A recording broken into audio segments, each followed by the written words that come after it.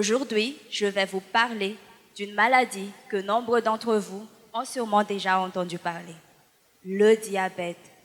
Savez-vous que le diabète en 2017 a touché 425 millions d'individus dans le monde? Oui, mesdames et messieurs, 425 millions d'individus, soit 20 fois la population totale de Madagascar. Énorme, non?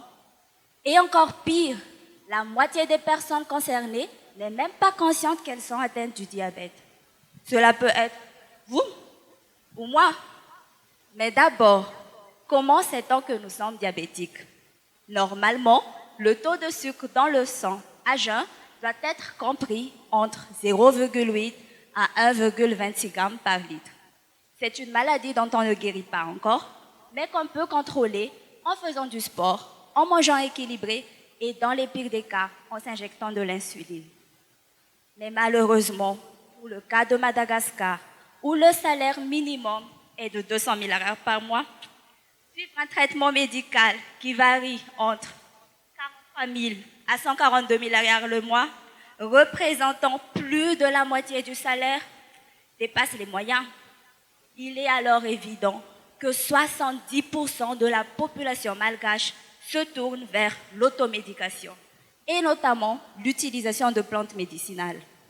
Ma thèse a alors pour but d'identifier et de prouver scientifiquement quelle est la plante la mieux adaptée pour le traitement du diabète.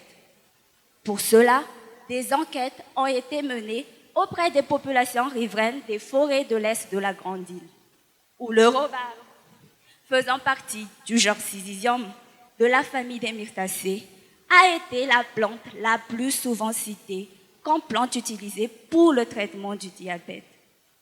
Après des recherches bibliographiques, il s'est avéré que le genre Syzygium, anciennement nommé Eugenia, est réputé pour ses vertus antidiabétiques.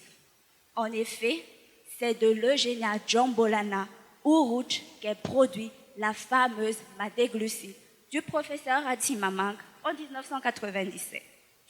Les analyses avec le robar a été prometteur, ce qui nous a permis de procéder à la comparaison des principes actifs du robar et du rouge pour connaître qui est la plus efficace des deux plantes.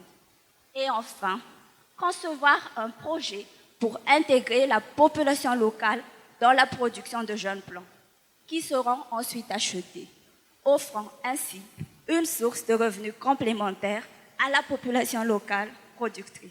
Merci.